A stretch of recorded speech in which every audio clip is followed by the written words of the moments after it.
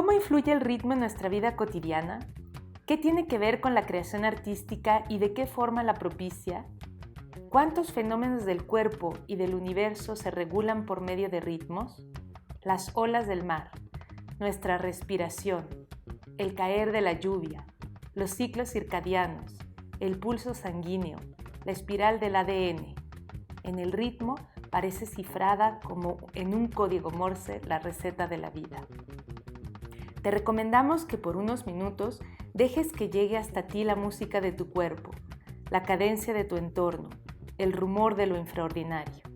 Interroga aquello que la costumbre te impide escuchar desde hace tanto tiempo y aprecia, como si fueran nuevos, los ritmos que te rodean. Muy buenas noches, bienvenidos a nuestro último programa de la revista sobre ritmos.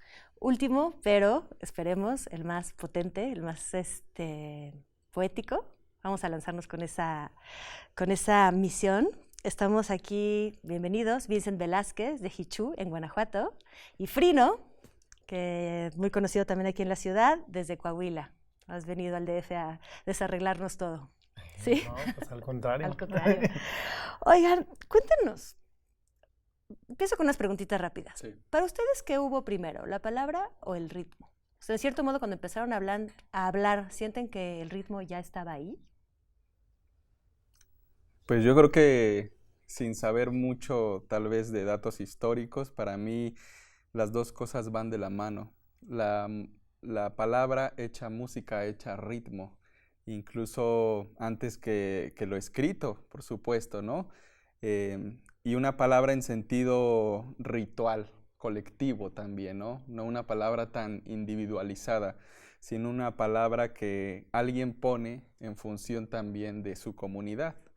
Una palabra cantada, comunicante, poderosa, y eso es yo lo que siento, lo que pienso, ¿no? O sea, sientes que van juntos, van no hubo juntas, uno antes de otro. Exactamente. Sí, yo creo que nos hicimos humanos como especie, justo a raíz de un ritmo que tenía que ver con nuestra respiración y con esa necesidad de lo que habla Vincent, de comunicarnos, de formar vínculos a través de un código. Entonces, como especie humana tenemos solo 5,000 años escribiendo, tenemos 100,000 años hablando, pero tenemos 1,000,000 de años cantando, es decir, nos hicimos Homo sapiens sapiens a partir del canto, y ese canto fue onomatopéyico, rítmico, ¿no? Entonces, yo creo que en el ritmo está el origen no solo de la humanidad, sino de la concepción misma de la vida y del universo. Si tuviéramos que agarrar a la música y a la poesía, ambos, ¿no? Se distinguen en juntarlas, ¿no? Música, poesía. Como Salomón agarró un bebé que dos mujeres querían, ¿no? Decían, no, es mi bebé, no es mi bebé. Bueno, vamos a partirlo en dos. ¿Con cuál se quedan? ¿Con la poesía o con la música? Bueno, en mi caso yo no puedo desvincular a las dos. Quizás por el lugar de donde vengo, concibo a las dos juntas, porque la palabra dicha por un trovador, pues es muy musical, es muy musical. Entonces, igual que la primera pregunta, como lo respondía, para mí la palabra del poeta es muy colectiva, muy comunicante. Y entrando ya en materia de versos, quizás lo explique mejor una décima que escribí hace tiempo, que dice: caricia urgente, consuelo, pájaro, flor en el monte, sol que arde en el horizonte y estrella viva en el cielo. Es un amoroso anhelo de luz para este planeta, trazo firme en la libreta de un como secreto rito, es un poderoso grito la palabra del poeta. Es corazón palpitante, un apasionado beso, es un silencioso rezo o una gran fiesta incesante. Es consigna militante que prende, motiva, inquieta, mazo que golpeando agrieta la realidad aparente, es la voz de mucha gente, la palabra del poeta. Yo creo que en ese sentido va un poquito lo que creo, ¿no? Me quedo con las dos, no puedo pensar en una sola. Pues eres el verdadero padre, ¿sabes cómo se soluciona este asunto bíblico? Sale la verdadera madre y dice, no, déjenlos juntos, aunque no aunque no pueda yo tener la maternidad y hacerlo crecer. Claro, sí, ¿Estás de acuerdo? Nosotros ahora en la humanidad, por necesidades taxonómicas, ¿no? Clasificatorias, ponemos la palabra como algo muy distinto de la música, porque hemos restringido la música a una disciplina y a un oficio estrictos. Incluso, bueno, hay quien opina que músico es aquel que lee una partitura, ¿no? Y a mí me parece que es todo lo contrario, que la música justo es la esencia de la palabra, no solo del poema, ¿no? Sino de la palabra en sí, y que tratar de desvincularlo es como decir que es primero, ¿no? El ser humano o el hombre, ¿no? Pues sí, es exactamente lo mismo, están intrínsecos, ¿no? De acuerdo. Ahorita mencionaste trovador. Ujú. Leí palabrero, leí juglar, leí letrista, leí verseador, leí rapero. ¿Por qué tantos nombres y cuál es el que escogen ustedes? Pues yo diría que somos como una familia. Los palabreros, los raperos, los trovadores, los poetas. Se suele segmentar mucho, ¿no? Pero me parece que pues alrededor del mundo hay toda una corriente de oralidad, de poesía hablada que es hermana. Uno pudiera pensar que tiene que ver un rapero de la Ciudad de México, del Bronx de Nueva York, con un trovador de la Sierra Gorda, de Jichú, o con poeta de Torreón, por ejemplo, pero yo creo que la palabra pues nos hermana, todos sentimos, todos lloramos, todos nos indignamos, todos cantamos también. Es decir, pareciera que somos distintos, pero yo creo que al fin de cuentas, con sus matices, pero somos distintos ríos como fluyendo hacia un mismo mar, por así decirlo, ¿no? ¿Y a qué río, cuál es su río? ¿A qué tradición se ascriben ustedes? En mi caso, te contestaría también en verso, ya que hablamos de palabras, de poesía. Hoy más que nunca hay que navegar en el mar de nuestra historia. Reavivemos la memoria para poder avanzar y aprender a fundir el pasado y el presente en un sol incandescente que ilumine el futuro, derribar todo aquel muro que pretenda segregar o marginar. ¿Por qué? Porque al arte de rapear o de trovar la han querido ningunear, menospreciar, tachar, estereotipar como pintoresco folclor. Pero en él, este mundo tiene alma y piel inmemorial, gracias al arte ancestral y al actual que es vital, porque desde su universo natural expresan un sentir social y son un potente caudal que refresca el pensamiento, palabra viva, voz de este tiempo. Bravo. No, me sonó rapeador. Ah, sí, sí. Bueno, es que en mi caso, como bien lo digo en un verso, soy cantante y bailador, un sociólogo rapero, soy un MC guapanguero, saltimbanqui y trovador. O sea que tú eres todos, me encanta, buenísimo.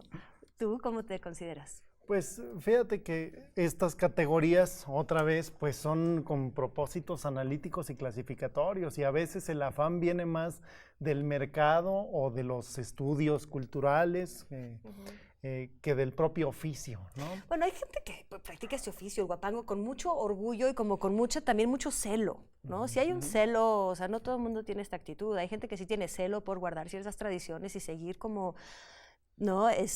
Acotando, conservando una tradición que viene de los abuelos. Sí, claro que sí, es importante conocer la tradición, ¿no? Y mantenerla viva, no es algo que se mantiene en una vitrina, sino a través del ejercicio, igual que las lenguas indígenas, ¿no? Que sin hablantes no existen, igual las tradiciones, pero justo también se trata de ver los vasos comunicantes que existen desde los oficios primigenios del hombre, ¿no? Los rapsodas eran ya raperos de alguna manera, ¿no? Entonces, pensar que ahora la poesía está tomando un tamiz oral porque es una novedad, me parece que es reinventar el hilo negro, ¿no? Es decir, los poetas han sido preeminentemente orales, en la mayoría de las culturas, si no es que en todas, y durante la mayor parte de la historia de la humanidad. Entonces, claro, las categorías nos ayudan a ubicarlos en espacios y tiempos específicos, ¿no? Y como te decía, bueno, ahora hablando siglo XXI, en mercados tal vez específicos y ámbitos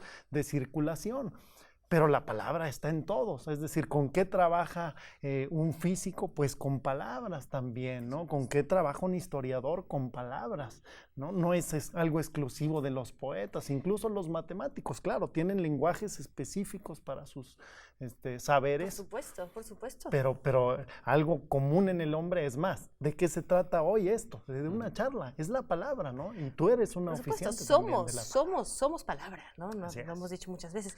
Pero ustedes sí juegan con algo específico. Tú mencionaste la décima, juegan también con rimas. O sea, sí es una palabra que tiene sus especificidades. Y la décima en particular me interesa porque la práctica de la décima sí regresa a una tradición, pero una tradición muy particular. Yo no sé si nos pueden contar un poco qué es la décima y por qué ha florecido tanto en los países hispanos. Pues yo creo que la décima ha florecido, o bueno, hay esta visión de que ha florecido en realidad desde su invención, ¿no?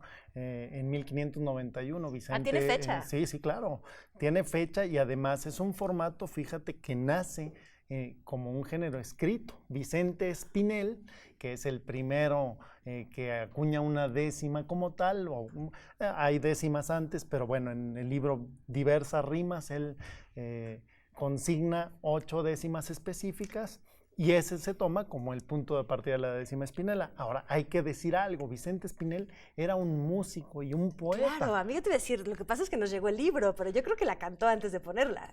Yo creo que definitivamente él estaba buscando una estrofa muy cantable. Nos vamos a ir un corte, nada más quiero que me digan muy rápidamente, o sea, la décima, creo que no todos sabemos lo que es la décima. Muy rápido, ¿nos pueden decir los puntos clave de la décima?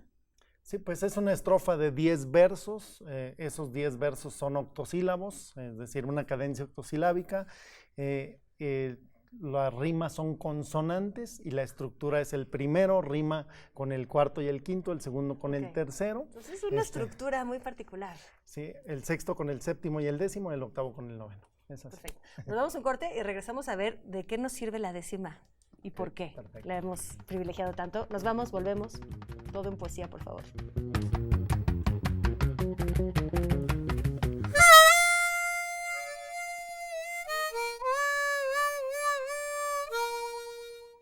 Siguen cantando los trovadores y los juglares en nuestro oído, en cada nuevo verso leído suenan guitarras, flautas, tambores, y los raperos son escritores o son cantantes que flow destilan.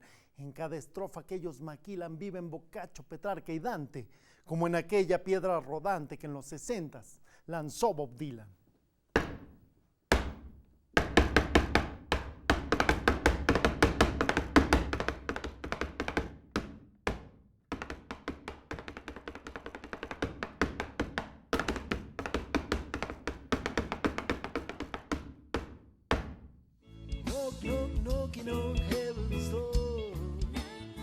Estamos de vuelta, estábamos hablando de la décima, de la palabra rítmica, de la palabra que es música.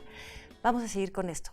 ¿Qué nos dice la palabra rítmica hoy en día, tal como lo practican ustedes, ¿no? ¿Para qué? ¿Cuál es su función? ¿Por qué escriben esto? ¿O por qué cantan esto? ¿Por qué cantamos? Bueno, en mi caso vengo de un pueblo, de una región en donde se cultiva un género de la música tradicional mexicana que es el huapango arribeño, que yo creo que como ningún otro del género del son mexicano es donde se cultiva la palabra, donde la palabra tiene un peso específico muy fuerte. Hay un poeta trovador acompañado de sus respectivos músicos y el ejercicio de su arte se da sobre todo en el contexto de fiestas populares, de fiestas patronales también. Y entonces, pues el trovador está en función de la comunidad. Es decir, la palabra que comparte improvisada o memorizada, porque en esta tradición también la memoria tiene un peso fuertísimo, pues está en función, repito, de lo que está aconteciendo, ¿no? De la necesidad de la necesidad de la sociedad, ¿no? Ahora que, por ejemplo, acaba de pasar el día de San Isidro Labrador, en toda la Sierra Gorda, en la zona media de San Luis Potosí, en la Sierra Queretana, se hacen velaciones al San Isidro Labrador, ¿no? Entonces el trovador pues tiene que ir pertrechado de un repertorio en el que aborde el tema de lo que se está celebrando. En ese sentido, no sé, por ejemplo, se me ocurre que si un trovador llega a una velación de ese santito, pues puede decir: en los valles o en la sierra, de sol a sol diariamente, con el sudor de su frente fecundan la madre tierra, muchos misterios encierra su cotidiana labor, y hoy que mi décima es flor iluminando caminos, bendice a los campesinos San Isidro Labrador, por ejemplo, ¿no? Y fuera de la comunidad, cuando ustedes salen de estas comunidades y llegan a la ciudad, ¿qué? ¿Hay una función política, hay una función social? ¿Algo trae la palabra? Bueno, la palabra rítmica se ha utilizado desde hace mucho tiempo y creo que ahora, bueno, evidentemente las corrientes actuales de la poesía académica, de la poesía escrita, pues van en el sentido del verso libre, pero las canciones que escuchamos en el radio, y hablo de los distintos géneros que podemos escuchar o que cantamos, ¿no? Incluso aquellas narrativas que asumimos desde pequeños, pues tienen estos ingredientes de la métrica, de la rima. Cuando cantamos los lunes en la mañana el himno nacional, o cuando cantamos las mañanitas porque nuestros familiares o nuestros amigos cumplen años, estamos también asumiendo estos códigos, internalizando estas narrativas, ¿no? Hay unos Estás retomando la función social totalmente de esta palabra, la función en la escuela, ¿no? La función de identidad, la función social frente a un pastel de cumpleaños. Claro. Así es, más bien lo que pasa es que la rima ha sufrido un injusto descrédito porque sigue cumpliendo funciones, ¿no? Hay unos versos que dicen: hoy que los sueños se alquilan y no importan las razones, el arte de hacer canciones es algo que no asimila ni el club de fans de Bob Dylan ni el público de Selena. La rima tiene gangrena, hay lepra en sus consonantes y los juglares de antes se pudren en la alacena. Lo de ahora es el peinado y el video promocional, el puro fashion carnal y el atole bien aguado, un sonsonete trillado con mucha bisutería, pero quién pudiera un día, disculpen mis pretensiones, mover así las canciones como las mueve Thalía, porque el verso no es sencillo en la lengua de Sor Juana y en ese slam. Fue Sor Juana la morsa con más colmillo, con el dedo en el gatillo y la palabra en la mira, mucho mejor que Shakira las movió en el hit parade de la historia, y hasta el rey fue a verla cuando hizo gira. Reconozco por mi parte que soy solo un aprendiz asomando la nariz entre las musas y el arte, un exiliado de Marte, vil búfalo, D'Artagnan, hijo del hijo de Adán, más hormiga que cigarra, que a veces con la guitarra consigue ganarse el pan. Chido. Y es que me dejas un poco así como de wow, quiero oír más. ¿Creen que ambos se dedican también a enseñar versificación, a dar talleres de versificación, música, oralidad? ¿Qué significa para ustedes estos talleres? O sea, la pregunta va más hacia, ¿creen que seríamos una mejor sociedad si todos versificáramos? Si todos los jóvenes aprendieran a expresar en palabras una de pensares. Las grandes virtudes no solo de la tradición de la comunidad de Hichú, y yo, bueno, me atrevo a hablar, no porque no soy de allí, no nací allí, pero me he acercado con todo el respeto y la admiración posible a la tradición del son arribeño. Una de las grandes virtudes es que son saberes que se transmiten a través de la práctica, ¿no?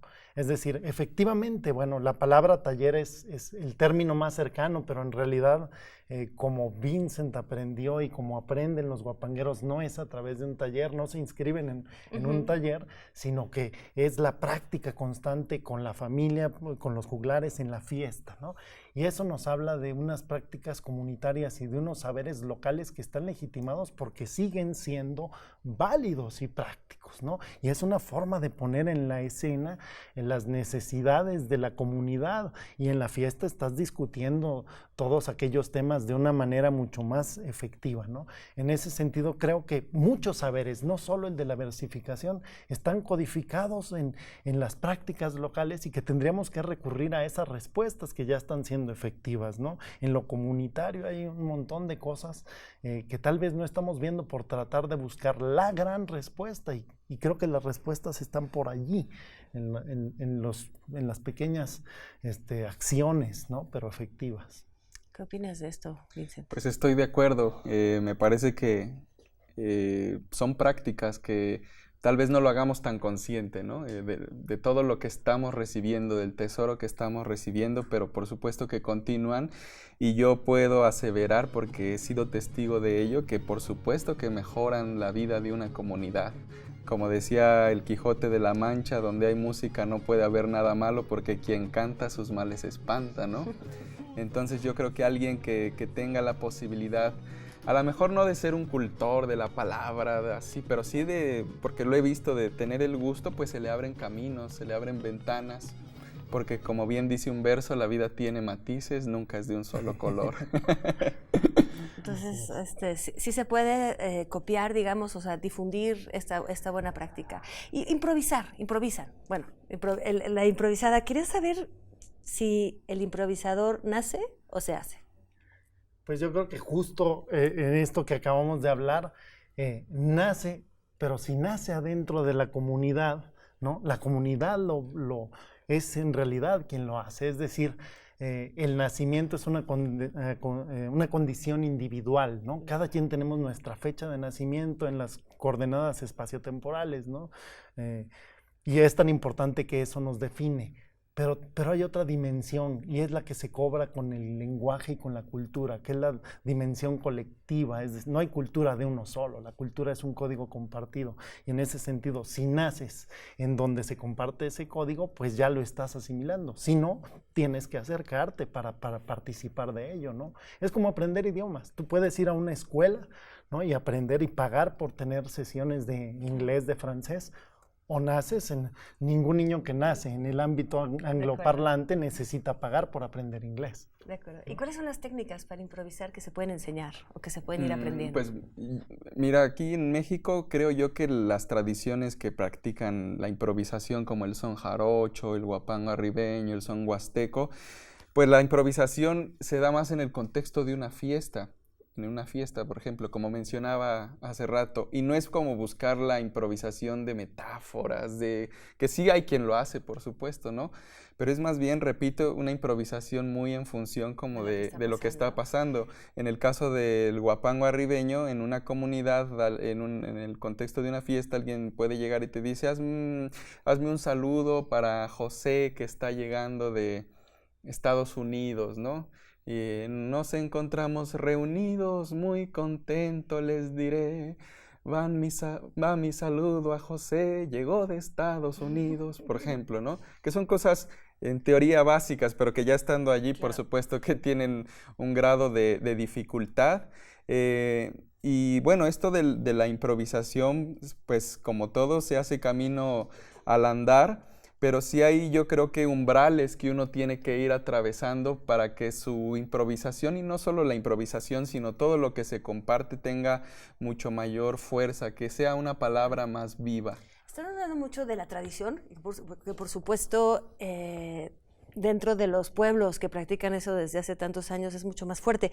Pero ¿qué opinan de esta apropiación que se está haciendo, digamos, esta adaptación urbana donde hay las batallas? O sea, que se está retomando quizás una tradición, bueno, es una tradición que viene desde los trovadores, que viene desde África con los griotos, en fin, pero como duelo de palabras, ¿no? Que se está retomando en cierto modo en los centros urbanos, en ciertas comunidades quizás que están marginadas o que quieren participar de alguna manera en esta cultura del hip hop, ¿no? Y que también acepta, porque te he visto a ti en esos escenarios, sí, claro, acepta también el son. Pues yo creo que pues, es un fenómeno súper interesante que yo celebro.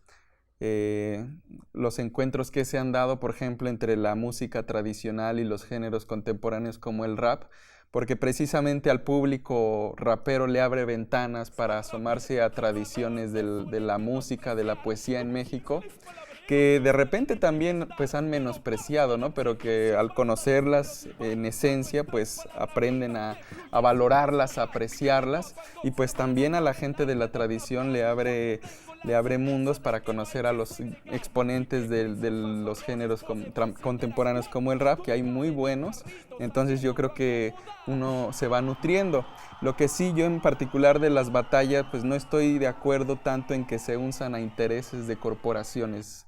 Eso es lo que yo siento que no me conecto tanto, la verdad, ¿no? Lo respeto, pero siento que se vuelve mero entretenimiento dentro de un mundo globalizado en donde se promueven mucho estas cosas del morbo, etcétera, para generar un simple entretenimiento. Pero pues todas esas palabras, creo que la mayoría de repente se van a una especie de fosa común del olvido y no trascienden, ¿no? No quiero decir que todos los que estén en ese ámbito estén como en esa frecuencia, pero sí, digamos que para mí pues las corporaciones dictan como cánones, sí, o no sé cómo decirlo. Con lo que dijiste anteriormente me queda muy claro que estos espectáculos no están tejiendo una comunidad. Es ¿no? que suelen confundirse dos cosas que son parecidas, pero de ninguna manera apuntan hacia donde mismo. Una es el carácter dialógico de la palabra, y si yo ahorita, ¿no?, tú me preguntas, yo respondo, y eso es, como decía hace ratito, un código compartido, y eso la oralidad lo tiene hasta en los conciertos, ¿no? Cuando uno ve a alguien, pues es frente a frente. Ese carácter dialógico a veces se asume como una controversia, y cada quien defiende un punto. Y la otra cosa que es este carácter o espíritu neoliberal de individualidad y de competencia, donde el objetivo es aplastar al otro, y que a veces estas grandes corporaciones pues lo ponen como uno de los trofeos, ¿no? Decir, bueno, pues sé tú el sobreviviente. Justo ahí es donde se está negando la parte de comunalidad, ¿no? De cultura comunitaria, porque si es de carácter dialógico la palabra, fíjate, en la pura etimología de la palabra textual, texto es tejido, ¿no? Ir entramando, ¿no? La palabra no es un arma para despedazar al otro, sino para llegar a acuerdos. Sino para tejer puentes. Se nos ha terminado el programa, no quiero nada más irnos. Sé que hay mucho por decir sin que nos digan dónde, nada más en una palabra, dónde buscarlos. Pues estamos en redes sociales, yo tengo una banda, La Mula de Sietes, y Frino. Vincent Velázquez, Palabra Viva, si lo teclean así en Facebook, por ahí me encontrarán. Muchísimas gracias. Nos quedamos con mucha hambre de palabras con ustedes. Estás. Muy buenas noches. Sigamos a estos poetas. Que se la pasen bien.